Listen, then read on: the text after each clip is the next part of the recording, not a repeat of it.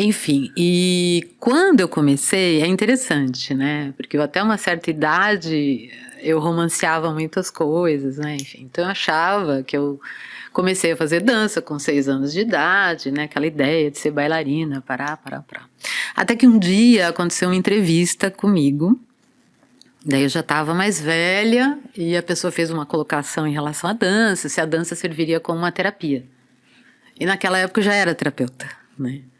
E daí foi muito interessante, porque eu falei, putz, e agora? Porque eu sabia que a pessoa esperava que eu falasse que sim.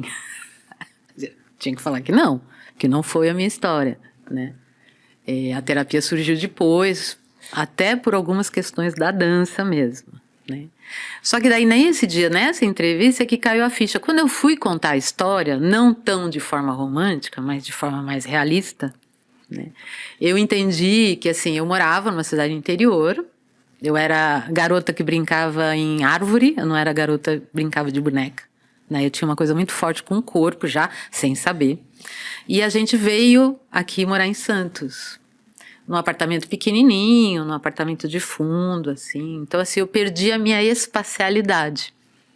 Não por acaso o lugar que eu dou as aulas chama espaço, né? Então, eu perdi essa espacialidade, fiquei contida. E a minha mãe observou que eu comecei a mostrar um quadro, assim, de ficar muito quietinha, introspectiva, né? Daí uma amiga dela que sugeriu, coloca ela no balé, né? E daí o dia que caiu essa ficha para mim, eu já mais adulta, que eu entendi. Eu falei, olha que interessante. Então a dança, de alguma forma, surgiu na minha vida, não para eu ser bailarina, mas para eu viver um processo, né, de autoconhecimento, de cura. Célia, você não acha que também tem assim, as pessoas têm um entendimento quando fala que é terapêutico, que às vezes um pouco no senso comum, não é assim, de que você vai procurar porque você está com um problema, porque você tem alguma, né, dificuldade que você tem que resolver. Não é legal a gente pensar que terapêutico tem outras dimensões também, não é? Como é que você vê isso assim? Olha, isso é uma coisa que eu acho bem interessante a gente refletir sobre isso, né? Conversar, falar para criar uma reflexão, pensamento, né? Eu mudei muito a minha visão de vida, né? Eu acho que nós somos seres que estão aqui para evoluir. Então, nesse processo evolutivo, tudo que puder ser um facilitador, ele vai funcionar como facilitador, né? E a experiência do corpo, ele é um facilitador, né? Então, a ideia da evolução é evoluir enquanto ser, e não porque está doente. E nessa dimensão, é uma dimensão terapêutica também, Sim. não é essa dimensão evolutiva. E eu acho interessante, Ana Célia, você colocando isso, a questão da evolução, através do corpo, porque a gente ocidental tem muito essa questão da dicotomia. O espiritual é uma parte e o corpo é outra. Como se a gente só fosse espiritual e o corpo a gente estivesse habitando só no corpo.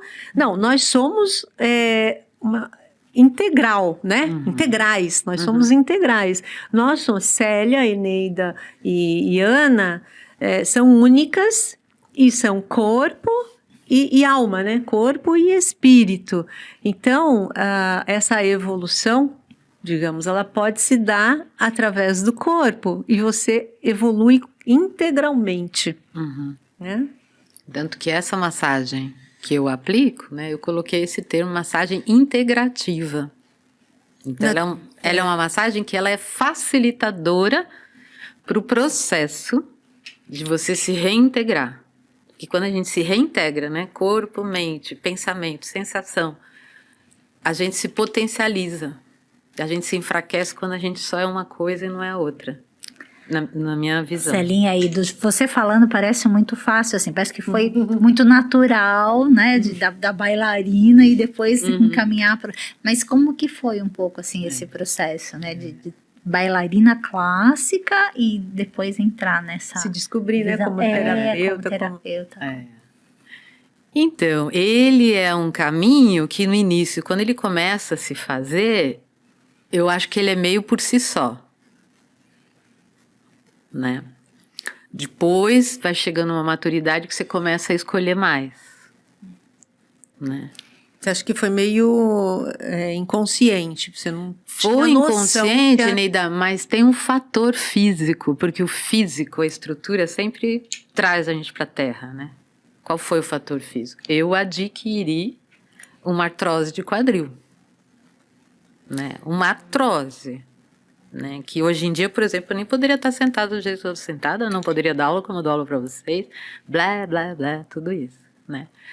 Então, de novo surgiu a questão terapêutica, e eu vejo muito, eu sempre falo isso, tudo bem, eu sofri com a minha artrose, eu lido com ela até hoje, mas ela me possibilitou um novo caminho, um novo andar, né? Porque eu tinha que encontrar em mim primeiro, eu tinha que me salvar. Então aí eu vejo a minha vida muito próximo da criadora da Eutonia. É isso que eu ia falar, né? Como é o nome dela? É Gerda Alexander. Ela criou a Eutonia por um processo individual, de cura. Sim, conta a história dela, certo? Um pouquinho. E tem também, poucas pessoas conhecem, mas, por exemplo, eu trabalho com Pilates, né? O Joseph Pilates, que é a pessoa, né? Ele criou todo o trabalho dele em função de dificuldades. Tem o Feldenkrais é outro também, ele tinha problemas. Então, assim, eu sempre valido muito os criadores que vieram de um próprio processo, né? Porque se neles funcionou, que é um pouquinho como a gente vê, eu gosto de fazer muito paralelo entre as coisas, né? No yoga, por exemplo, a gente segue quem? Um mestre, né? Quem é o mestre? É aquele que já teve um tempo para vivenciar uma certa experiência na prática, não só na teoria, né? E que está chegando num certo resultado, está com uma certa idade, pensando de uma certa forma. Esse é o mestre, que pode ser uma mestra, pode ser em qualquer, né? Por exemplo, na culinária, geralmente as mestras boas são aquelas mulheres com mais idade, né? As negras, preferencialmente, e sempre falo assim, que tem um redondo aqui, assim, que é substância, né? Que é a competência, que é feita com o tempo mesmo, né? É interessante, assim, porque você fala que adquiriu uma artrose, assim como a Gerda e o Joseph e outros, né? E desenvolveram técnicas para poder sobreviver, para poder lidar, viver com melhor qualidade de vida. Mas é o que a Ana falou, não precisa você ter nenhum problema, né, específico para você usufruir dos benefícios dessa técnica, das técnicas, né? Tanto que tem uma coisa que às vezes eu brinco em aula, isso eu sempre faço, como vocês estão? Seja individual ou grupo, sempre pergunto, como vocês estão, né? E sempre que alguém fala assim, tô bem, eu falei, ótimo. Então hoje é dia de subir mais um degrau. Porque quando a gente está bem, o que a gente pode fazer? A gente pode lembrar de evoluir, né? Posso ampliar minha percepção, posso tomar consciência de uma melhor relação com o corpo, com o espaço, com o movimento. Pode ser coisa simples, mas é a gente ir numa outra camada de nível de estar, né? Quando a gente está com uma dor, ou está com alguma necessidade, ou está passando por um momento mais emocional, a gente precisa dessa abordagem para dar esse suporte, né? Mas depois, para continuar a ficar bem, né, para voar, por exemplo, eu brinco, eu sou viciada. Faz 15 dias eu fui fazer uma prática de yoga na escola de uma amiga, né? Daí eu brinco, eu falo assim, eu gosto de vez em quando ser mandada, porque daí eu tô numa outra experiência, né? Eu tô mais passiva, agora faz isso, agora faz aquilo. E, por exemplo, atualmente para mim, fisicamente eu tô bem, emocionalmente eu tô bem. Então o que acontece? Quando eu vou numa experiência dessa, eu posso ir para uma outra camada. Desenvolver outras percepções, não é? Eu acho que tem, quando você vai buscando cura, né? Que você tá com uma dor, que você traz um problema, né? Eu também acabei indo procurar a Célia, a massagem, os encontros de Eutonia por conta de problemas de saúde, né? E hoje que eu tô com menos dor, as últimas vezes que a gente fez, você percebe que você consegue alcançar outras relações, né? De percepção. É interessante, como você comentou, Eneida, que a gente vem de uma cultura que separa muito o corpo, né? E para a mulher ainda tem um peso de um corpo que tem que corresponder a determinadas expectativas, não é? Verdade.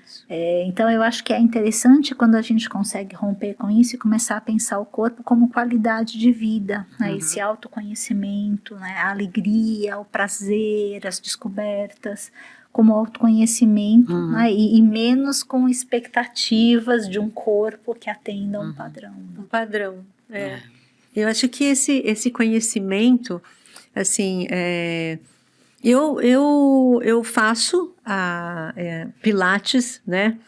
E, na verdade, né, Célia, eu faço, mas é um mix de técnicas, né? Não é só Pilates, é eutonia, é várias outras coisas. Ela me põe ali para suar.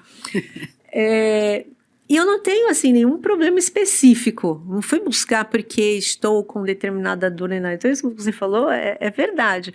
Mas é algo que faz tão bem, Traz uma qualidade. e é uma qualidade de vida que você pode estar num pilates específico ou numa musculação, mas aquilo eu não posso deixar nunca, porque aquilo me traz uma qualidade, uma experiência que eu